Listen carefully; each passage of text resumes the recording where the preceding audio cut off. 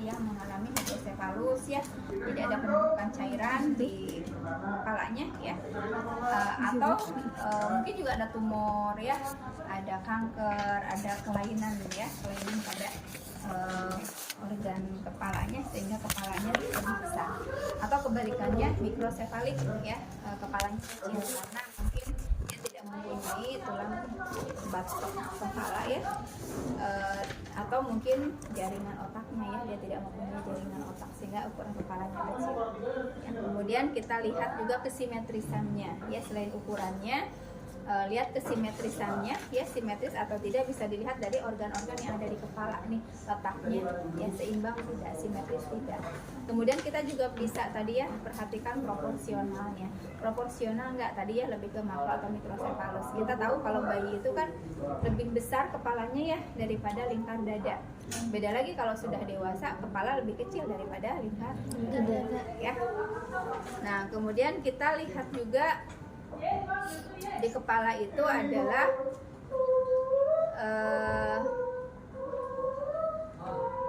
ubun-ubunnya ya. Tadi kan makro mikrosefalusnya sudah ya. Dilihat batok kepala sebelum ke fontanel ya. Kita lihat biasanya bayi baru lahir itu ada kaput ya, suka benjol gitu ya. Namanya kaput succedanum, atau ada juga yang sepal hematom. Ya, dua hal yang berbeda, kaput succedanum dengan sepal hematom. Perbedaannya yang pertama dilihat dari isinya. Ya. Kalau kaput succedanum itu biasanya isinya air. Ya. Karena adanya penekanan pada daerah kepala, misalnya karena lama di jalan lahir ya. Jadi ada penekanan, berarti di situ ada cedera sel. Ya, maka biasa kalau cedera sel keluar histamin, serotonin ya. Histamin akan menyebabkan kongesti ya, nanti ada pengeluaran cairan ke ruang interstisial, terjadi udem ya di situ.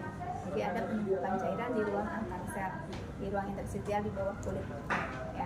Atau mungkin karena bayi kelahirannya pakai vakum ya, sama di vakum juga kan ada tekanan juga di situ ya. Yang kedua, perbedaan yang pertama ya, kalau sepal hematom, namanya juga sepal hematom, isinya darah. Ya, biasanya disebabkan karena adanya perdarahan, misalnya fraktur tulang ya, sehingga melukai jaringan di situ ya, sehingga muncul perdarahan. Ya, yang kedua dilihatnya adalah kalau kaput succedanum itu dia tidak, di sini kan ada sutura ya, ada batas-batas nih, batas antar tulang-tulang tengkorak.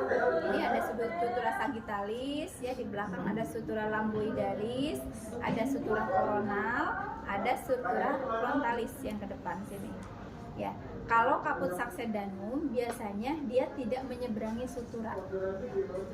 Ya, jadi kalau misalnya benjol ya benjol di sini aja, batasnya adalah batas-batas sutura. Gitu ya. Kalau kaput succedanum, kalau sepal hematom ya itu biasanya menyeberangi sutura. Jadi bisa bilang aja gini ya. Kalau itu mah ya kalau sebelah sini, sebelah sini, sebelah sini, sebelah sini gitu ya. Tidak menyeberangi. Jadi ada dua hal yang membedakannya. Nah kemudian di kepala yang dilihat lagi adalah apa ini? Tadi ya bicara tentang sutura, kita lihat molasenya, molding atau penyusupannya. Ya di maternitas kan di awal ketika periksa dalam cek juga moldingnya ya, yaitu tumpang tindih tulang kepala ya, tengkorak kepala. Ada nilainya 1, nilainya 0 kalau misalnya kita melihat suturanya ini jelas terlihat, jadi ada jarak, saling berjauhan tulangnya, itu nilainya 0. Kalau nilainya 1, si tulangnya ini saling melekat ya, sehingga ketika diraba itu nggak ada cekungan, nggak ada jarak, tapi rata ya, karena dia saling nempel gitu ya. Kalau nilainya 2 itu ada tumpang tindih tapi masih ringan, artinya masih ya, sedikit tumpang tindihnya ya. Kalau 3 itu tumpang tindihnya berat ya, dia tidak bisa dipisahkan. Itu molase ini kan muncul karena tulang tengkorak ini menyesuaikan dengan luasnya jalan lahir ya. Kemudian dilihat lagi di sini ada fontanel atau ubun-ubun, ada fontanel anterior atau ubun-ubun besar, ada fontanel posterior atau ubun-ubun kecil. Yang dilihat adalah ya di sini jelas bentuknya, kalau fontanel anterior itu bentuknya seperti diamond atau berlian ya, ini. Kalau posterior bentuknya segitiga. lihat di masing-masing fontanel ini bagaimana, apakah cekung, datar atau cembung ya. Kalau cekung kemungkinan bayinya memang dehidrasi ya, kekurangan cairan. Normalnya memang datar atau sedikit cembung. Ada juga yang memang cembung sekali ya, pada bayi yang tadi mungkin yang hidrosefalus ya, karena ada peningkatan tekanan intrakranial, dia lebih cembung. Dan di fontanel ini biasanya kan kelihatannya denyutan pembuluh darahnya kelihatan. Ya, lihat juga apakah fontanelnya ini sudah menutup atau belum. Ya. Normalnya kalau fontanel anterior itu menutup pada usia 18 sampai 24 bulan atau sampai 2 tahun. Jadi kalau misalnya belum 2 tahun sudah menutup, ya berarti perkembangan otaknya sudah berhenti. Ya, nanti kita bisa lihat perkembangannya. Bayi ya baru lahir itu otaknya itu baru berkembang itu sekitar 25 sampai 50%. Sisanya akan dilanjutkan di 5 tahun pertama kehidupannya. Ya, makanya disebut golden age period di situ ya. Jadi kalau misalnya sebelum 2 tahun sudah menutup, berarti dia si sel otaknya nggak akan bertambah lagi gitu ya. Dia akan segede itu gitu ya, karena tulang itu kan nggak bisa berubah ya. Jadi kebayang nanti lihat perkembangannya biasanya akan mengalami keterlambatan perkembangan. Ya. Kemudian kalau fontanel posterior ini menutup pada usia 2 bulan. Ya sama. Kalau sebelum 2 bulan belum menutup ya tadi ya kemungkinan perkembangan otaknya nggak maksimal juga. Ya. Nah kemudian tadi lingkar kepala ya sudah. Kemudian kita lihat ke bawah ya, ke bentuk mukanya ya. Kalau bayi baru lahir mah kan usia berapa? Ya, sampai 1 hari ya bayi baru lahir ya.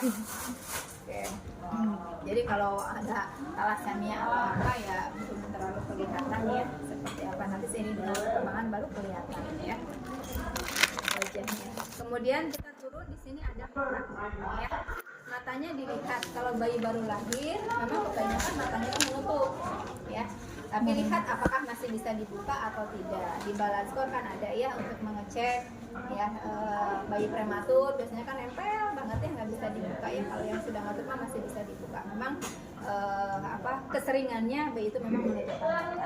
Dan sangat fisiologis kalau bayi itu pada usia 1 sampai 2 hari si kelopak matanya udah bengkak. Karena memang adanya penekanan pada saat proses persalinan. Yang kedua karena pengaruh obat salep mata ya, sehingga matanya membengkak.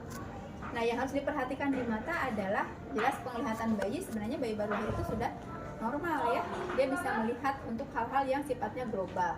Tapi kalau yang detail gitu ya dia belum bisa melihat, dia sudah sudah jelas ya penglihatannya untuk hal yang ya gedenya gitu ya.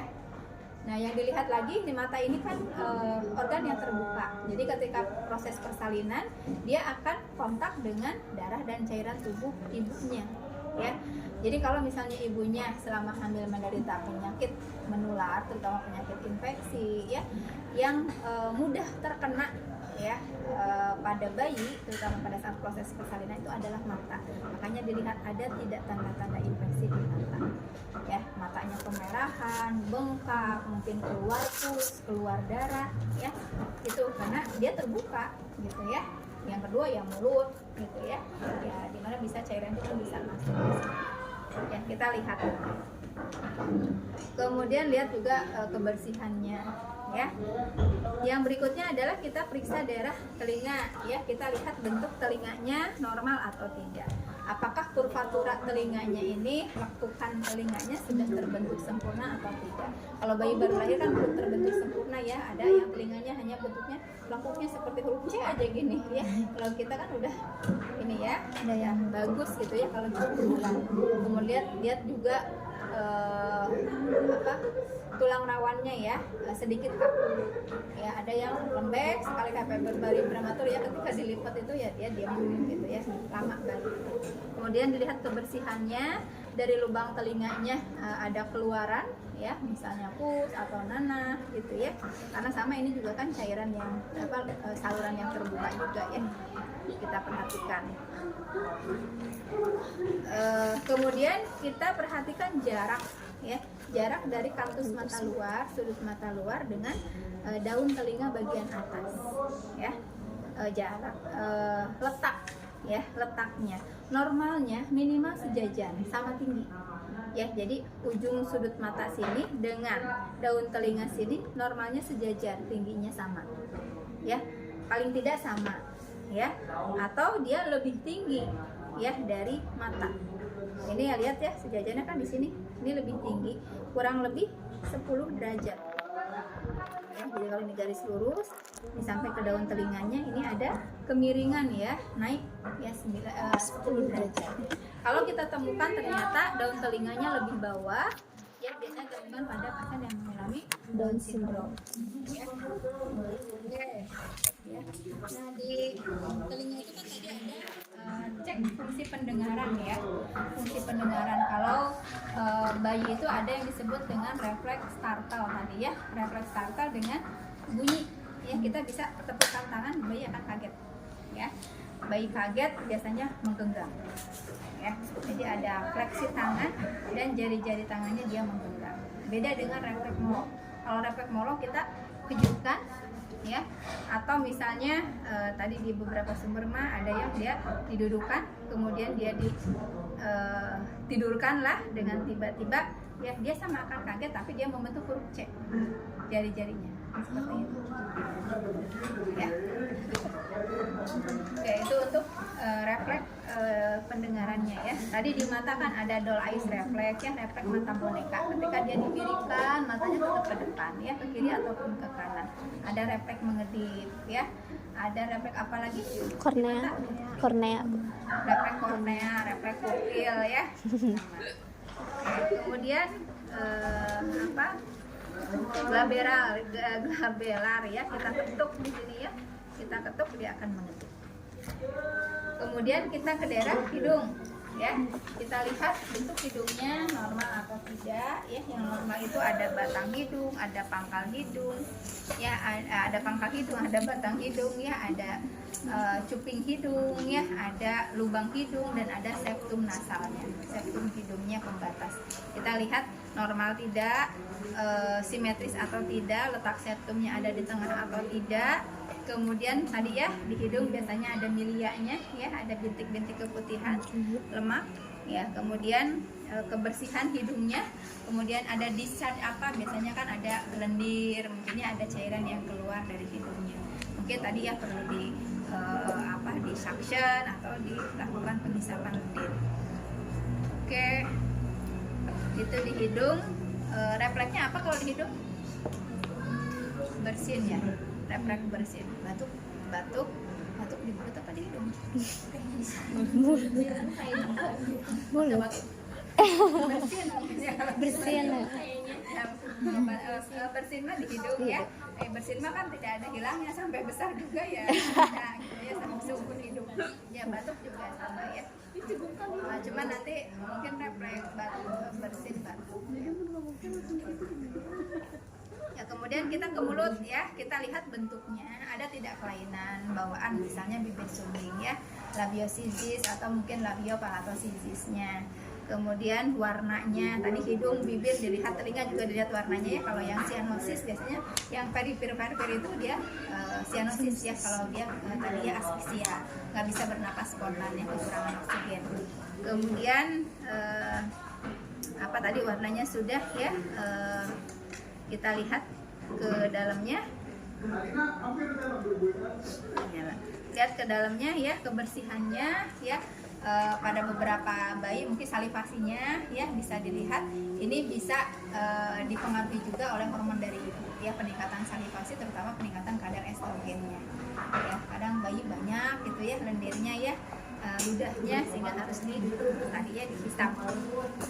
Kemudian di dalam juga kadang ada di lidah dan di langit-langit itu ada Epstein-Barr ya, bintik-bintik putih, sama dari ini juga ya. Bahkan mungkin beberapa bayi ada yang suka ada gigi ya, ya giginya gigi susu lah ya, karena pengaruh mungkin kalsium fosfornya tinggi ya, dan itu biasanya yang akan cepat tanggal juga ya. Oke, itu di mulut tadi refleks-refleksnya ada routing reflex, sucking reflex, apalagi bite nevis ya, extrusion ya, swallowing ya. wing dan lain-lain ya sudah dipraktekkan. Kemudian telinga, hidung, mulut, leher ya. Kita lihat lehernya, bentuk lehernya ya. Proporsional tidak, ukuran lehernya ada yang panjang, mungkin ada yang pendek ya. Di leher terutama kalau pada saat persalinan itu ketika bayinya letak sungsang, kadang kan ditarik ya, jadi ada kemungkinan ada fraktur ya di daerah leher buku, yaitu perhatikan. Jadi kita cek juga range of motionnya. Sebenarnya ketika tadi ya cek doll eyes reflex, kita kan miringkan. Kalau misalnya ada memang fraktur, ya sudah ada respon dari bayinya ya, dianya nangis gitu ya. Oke, kemudian di leher ada juga yang terpengaruh oleh hormon ibu, hormon tiroid. Ya, biasanya pada bayi baru lahir mungkin akan ada ditemukan ketika ibunya memang hipertiroid ya. Jadi si kelenjar tiroidnya sudah membesar. Ya, karena pengaruh hormon tiroid dari ibu. Nah, kalau pengaruh hormon-hormon itu kita tunggu aja ya, sekitar 2 atau 3 minggu juga nanti hormonnya kan akan dikeluarkan melalui urin ya, akan turun kembali dan dia normal kembali. Gitu ya, hanya saat lahirnya saja. Oke, tadi ya range of motionnya ya sambil gini aja ya, bisa difleksikan ya, ekstensi ya. Kemudian range of motion miring kanan, miring kiri ya, dan rotasi. Oke, kemudian kita ke bawah ya, dada ya, di dada ada payudara, jantung dan paru. Kita lihat bentuk payudaranya. Pada beberapa bayi baik itu laki-laki maupun perempuan bisa saja kita menemukan payudaranya sudah tumbuh. Ya, jadi ya ada tumbuh muncul gitu ya. Bahkan mungkin dari bentuk susunya keluar air susu atau cairan ya, karena pengaruh hormon yang tinggi pada ibu, terutama estrogen dan prolaktin ya. Nah itu tadi sama ya, nggak apa-apa. Kita cek jantung parunya ya, dari mulai auskultasi ya, perkusi ya, suara-suara jantungnya. Apalagi kalau bayi baru lahir kan begitu tali pusat dipotong ya, bayinya nangis ya, ada penutupan foramen ovale, ductus arteriosus, ductus venosus ya. Pada saat penutupan itu apakah penutupannya sempurna atau tidak, atau mungkin ada kebocoran ya, nanti bisa dicek dari suara jantung ya. Normalnya kan ya normal gitu ya, S1 S2 gitu ya. Suara parunya juga kalau misalnya ada penumpukan lendir ya, lendir ya, bisa dicek di tracheanya, tadi di hidung juga sudah kelihatan. Oke, kemudian dicek juga mungkin ada fraktur tadi ya, tulang rapikula atau mungkin tulang rusuk ya. Biasanya kan ada nyeri ya di bayi, jadi ketika nangis nyeri gitu ya. Oke, kemudian kita ke abdomen, kita lihat bentuk abdomennya. Normalnya abdomen itu datar atau sedikit cembung ya. Ada mungkin bayi yang dia tadi yang atresia nih, kalau kita menemukan misalnya cembungnya beda gitu ya, cembung banget ya, kayak mau pecah gitu ya, cembung banget, karena mungkin tadi ada beberapa kemungkinan, mungkin ada kelainan hispum atau mungkin ada tadi atresia sehingga mekoniumnya nggak keluar. nggak bisa keluar. Nanti semakin lama kan feses nggak keluar kan semakin buncit ya. Jadi bisa diukur kalau misalnya ngelihat nih kayaknya ada pembesaran gitu ya, ada distensi, kita tadi ya ukur 5/2 itu lingkar dadanya.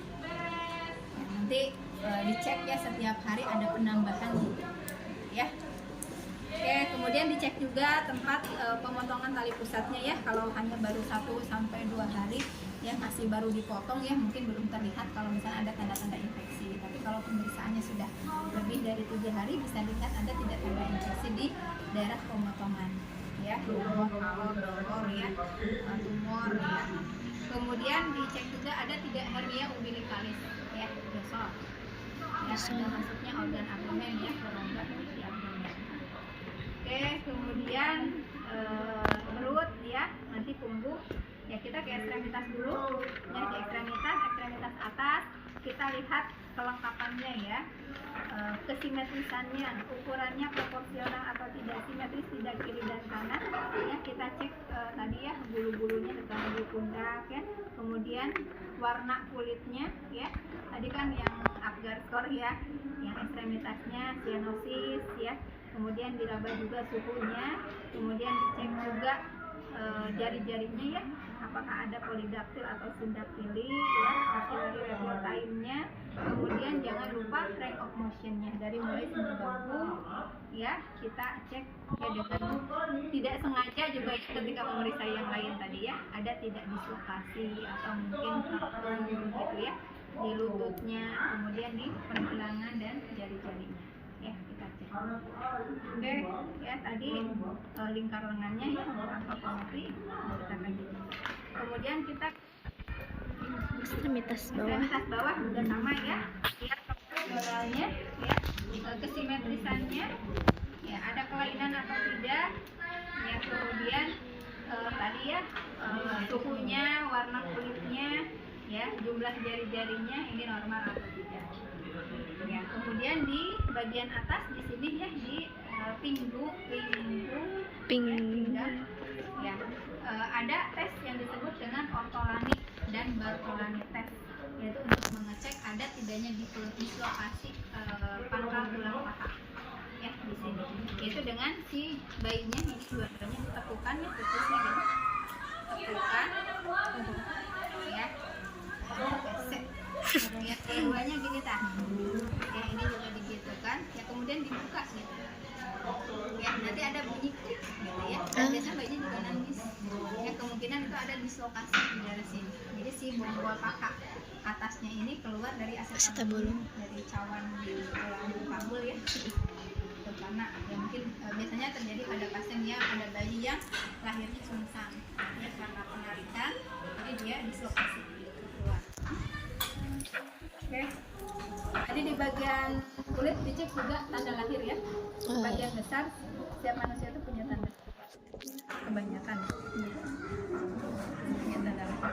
Oke, refleks-refleksnya tadi sudah ya. Tadi galan sudah ya, galan peres ya, chronic neck sudah. Di sini juga ada Babinski ya. Babinski itu dari tumit ke jari kelingking kemudian ke ibu jari. Nanti normalnya dia akan ekstensi. Ya, kalau sudah dewasa dia akan fleksi. Ya, di sini ada plantar refleksnya, kita tekan aja gini, nanti dia akan seolah-olah mau menggenggam. Kalau tangan mah kan bisa langsung menggenggam ya, ini mah enggak. Ya, kemudian genitalia dan anus ya. Oke, sebelum ke situ kan ke punggung dulu ya. Punggung lihat ya. Tadi bisa disambil refleks rollingnya ya. Kita tengkurapkan, ini dia ada refleks mau berjalan ya. Kemudian kita cek keutuhan tulang belakang ya, sama kurvaturanya. Kalau bayi baru lahir kurvaturanya masih belum terbentuk sempurna, dia memang kita perlu cek. Kalau kita orang dewasa kan ada kurvaturanya ya, ada lengkungannya. Kemudian cek sepanjang tulang belakangnya ada kelainan tidak, misalnya ada lubang atau mungkin ada jaringan yang keluar ya, ada tonjolan ya, halus gitu ya, seperti usus gitu ya, ada semaputnya hidung berwarna merah, itu namanya spina bifida ya, karena adanya kegagalan ketika proses organogenesis ya, pembentukan selubung saraf di tulang belakang ya, karena mungkin trauma atau malnutrisi ya, kekurangan asam folat biasanya itu, jadi enggak terbentuk sempurna si selubung ini, jadi dia keluar, jadi ada celah di sini keluar. Nah, itu hati-hati karena itu kan resiko infeksinya juga tinggi ya, apalagi itu kan di situ saraf ya, jadi bisa menyebar infeksinya nanti ke otak ya. Oke, tadi ada refleks, jalan refleks ya, disentuh dia akan memberikan reaksi ya ke arah atau dengan peres refleks ya, disentuh ya di pinggir sisi kiri atau sisi kanan. Oke, kemudian genitalia dan anus ya. Kita lihat genitalianya ya, wanita yang normal tidak tahu labia normal. Kalau dia cukup bulan, labia majoranya menutupi labia minora, klitorisnya juga mengecil ya, tertutup. Kalau tidak normal, tidak normal, kalau prematur, klitorisnya menonjol ya, minoranya juga lebih menonjol, tidak tertutupi. Ya, biasanya pada bayi perempuan ya mungkin akan ditemukan sudah ada keluaran seperti sekret ya, kayak keputihan ya, atau mungkin darah ya, karena pengaruh tadi keputihan karena pengaruh hormon ya pada ibu. nggak masalah ya. Kemudian dicek juga dari lubang vagina ya, tadi ada keluaran apa.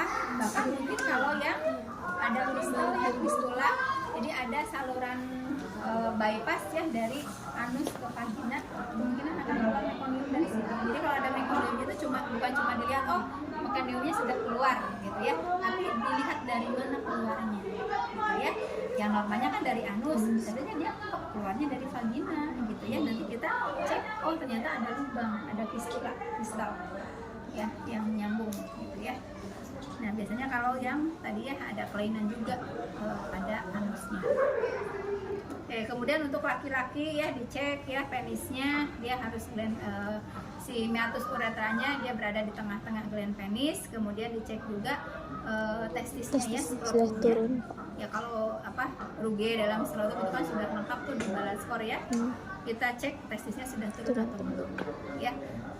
Descensus testiculorum atau belum undescensus testiculorum. Karena pada saat secara fisiologis sih testis ini sebelum bayi laki-laki ini lahir ya, 1 minggu atau 2 minggu sebelum bayi lahir itu harus sudah turun dengan sendirinya ke skrotum ya, karena pengaruh hormon testosteron ya. Ketika ditemukan sudah lahir ini ternyata belum turun, mungkin pertama karena kadar hormon testosteronnya tidak mencukupi. Yang kedua mungkin saluran kanalis inguinalisnya tidak bisa dilewati. Ya kan dari awalnya dari rongga abdomen, nanti dia akan turun melewati kanalis inguinalis masuk ke kantong skrotum.